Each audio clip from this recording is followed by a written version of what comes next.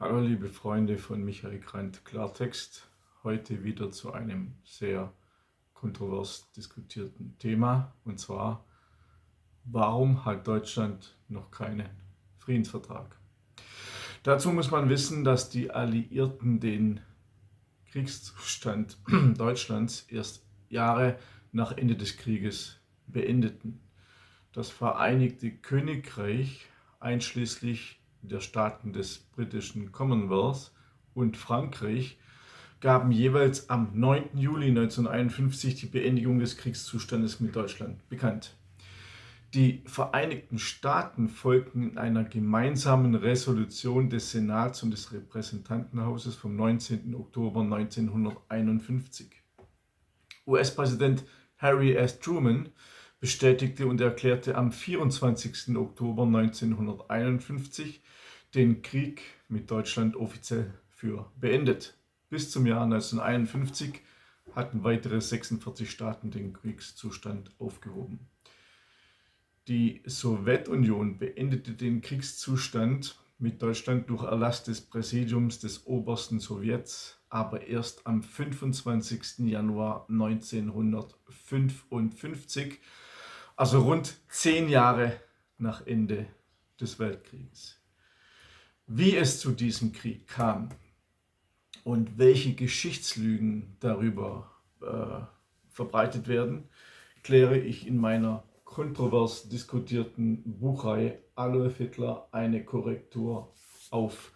Es sind bisher 6 Bände erschienen und es werden weitere 7 Bände erscheinen. So vielfältig sind die Geschichtslügen, dass ich 15 Bände brauche, um sie aufzuklären.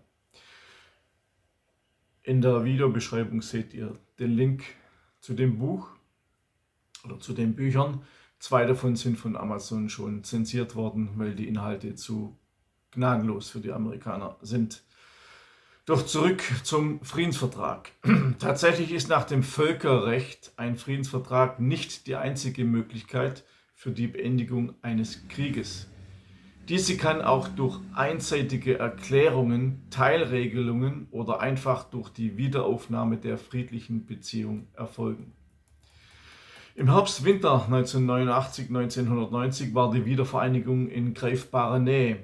Der damalige Staatssekretär im Auswärtigen Amt und spätere Verhandlungsführer im 2+4-Prozess, Dieter Kastrup, sagte zum Thema Friedensvertrag, für viele wohl erstaunlich, ich zitiere: Was von vornherein für uns ausschied, war die Verhandlung über einen Friedensvertrag. Zitat Ende. Wie bitte? Werden Sie sich fragen. Deutschland wollte gar keinen Friedensvertrag. Wie kann das sein? Kastrup begründete das wie folgt, ich zitiere: Im Wesentlichen aus 3 Gründen. Ein Friedensvertrag wird üblicherweise in einem unmittelbaren zeitlichen Zusammenhang mit der Beendigung von Kampfhandlungen abgeschlossen. Seit Beendigung des Krieges waren 45 Jahre vergangen. Zudem hätte mit allen Staaten, die sich 1945 mit Deutschland im Krieg befanden, über einen solchen Friedensvertrag verhandelt werden müssen. Wir wussten die genaue Anzahl gar nicht genau. 50 oder 55 oder mehr Verhandlungen in diesem Rahmen zu führen, man hätte sich vorstellen können, wohin das geführt hätte. Und schließlich der dritte, auch nicht ganz unwesentliche Grund war: Wir hätten dann auch über Reparationen reden müssen. Und das wollten wir nicht, weil wir der Auffassung waren, durch die europäische Zusammenarbeit und das, was die Bundesrepublik Deutschland in diesem Zusammenhang an Leistungen erbracht hatte sich das Thema Reparationen überholt. Also wir stellen fest, Deutschland wollte offiziell keinen Friedensvertrag. Den 2+4-Vertrag anstatt eines Friedensvertrages zu unterzeichnen, hatte also den Vorteil, Reparationsforderungen einzelner Drittstaaten nicht nachkommen zu müssen. Staatssekretär Friedrich Voss argumentierte genauso: An einem Friedensvertrag könne man aus finanziellen Erwägungen kein Interesse haben.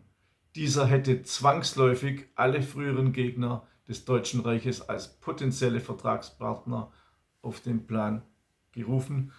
woran aber weder die vier Mächte noch die beiden deutschen Staaten ein Interesse haben konnten. Nach Ansicht des Rechtswissenschaftlers Helmut Quaritch überwog das Argument, dass die vier Mächte USA, Frankreich, Großbritannien und UdSSR die ausschließliche Kompetenz über Deutschland als Ganzes innehatten. Dadurch konnten die Deutschen die unmittelbare Beteiligung anderer Staaten an der vertraglich abschließenden Regelung in Bezug auf Deutschland verhindern. Denn diese Beteiligung der europäischen Nachbarn aller 35 KSZE-Staaten und oder sogar der 65 Kriegsgegner des Zweiten Weltkrieges hätte nicht nur das Verfahren unzuträglich verlängert, weitere Beteiligte hätten ihre Zustimmung vermutlich gern an die Erfüllung alter und neuer Reparationsforderungen geknüpft. Quaritch sagte, insofern war der 2+4-Vertrag ein Friedensvertrag, auch wenn die offene Kennzeichnung vermieden wurde, um die Reduzierung der Vertragspartner auf die vier Mächte zu rechtfertigen. Die deutsche Zustimmung zu den Regelungen des 2+4-Vertrages war die Voraussetzung für die Aufhebung der vier Mächte-Kompetenzen. Zitat Ende. Dieser Standpunkt war jedoch ein völkerrechtlicher Spagat.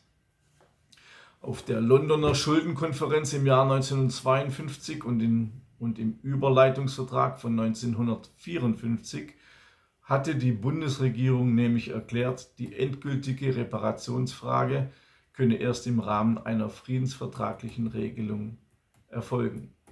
Hans-Dietrich Genscher, Bundesaußenminister des Auswärtigen Amtes AD, schrieb in seinen Memoiren, ich zitiere, die mir nicht unwillkommene Debatte nutzte ich dazu, das stillschweigende Einverständnis der vier, es werde keinen Friedensvertrag und keine friedensvertragsähnliche Regelung mehr geben, offenkundig zu machen. Die Bundesregierung schließt sich der Erklärung der vier Mächte an und stellt dazu fest, dass in der Erklärung der vier Mächte erwähnten Ereignisse und Umstände nicht eintreten werden, nämlich dass ein Friedensvertrag oder eine friedensvertragsähnliche Regelung nicht beabsichtigt wird. Die Forderung nach einem Friedensvertrag konnte also definitiv nicht mehr erhoben werden. Damit war uns auch die Sorge vor unübersehbaren Reparationsforderungen von den Schultern genommen. Zitat Ende. Horst Teltschik, ehemaliger Berater von Helmut Kohl, brachte es im Jahr 2015 im Deutschlandfunk auf den Punkt, ich zitiere, wir wollten ja keinen Friedensvertrag. Wir hatten ja schon im Herbst die Anfrage aus Moskau, ob die Bundesregierung möglicherweise bereit sein könnte zu einem Friedensvertrag. Wir haben einen Friedensvertrag von vornherein abgelehnt, nicht zuletzt wegen der Gefahr von Reparationsforderungen. Da es keinen Friedensvertrag gab, musste die Frage der deutsch-polnischen Grenze in einem eigenen Vertrag abschließend geregelt werden. Am 14. November 1990 trat deshalb der deutsch-polnische Grenzvertrag in Kraft, der die polnische Westgrenze endgültig völkerrechtlich festschrieb.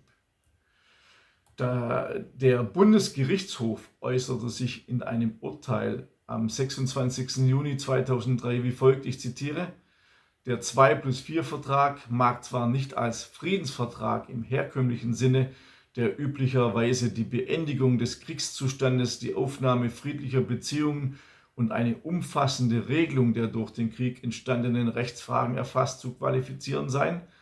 Er hatte aber erklärtermaßen das Ziel, eine abschließende Regelung in Bezug auf Deutschland herbeizuführen. Und es wurde deutlich, dass es weitere friedensvertragliche Regelungen über rechtliche Fragen im Zusammenhang mit dem Zweiten Weltkrieg nicht geben wird. Zitat Ende. Der 2+4-Vertrag ersetzt nach dieser deutschen Rechtsprechung also einen Friedensvertrag mit Deutschland. In einem anderen Video gehe ich darauf ein, warum für Deutschland immer noch die Feinstaatenklausel gilt. Alles zu diesem Thema könnt ihr nachlesen in meinem Buch Auch der Link zu diesem Buch für die Bestellung ist angegeben unten bei der Beschreibung. Abonniert zusätzlich auf www.michaelgrant.de meinen wöchentlichen Newsletter mit weiteren aktuellen Themen, mit Hintergründen, mit Videos auch zu meiner Hitlerbuchreihe. Und schaut auf meinem YouTube-Kanal MG-Klartext auf YouTube weitere Videos an. Ich wünsche euch alles Gute, bis zum nächsten Mal, euer Michael Grant.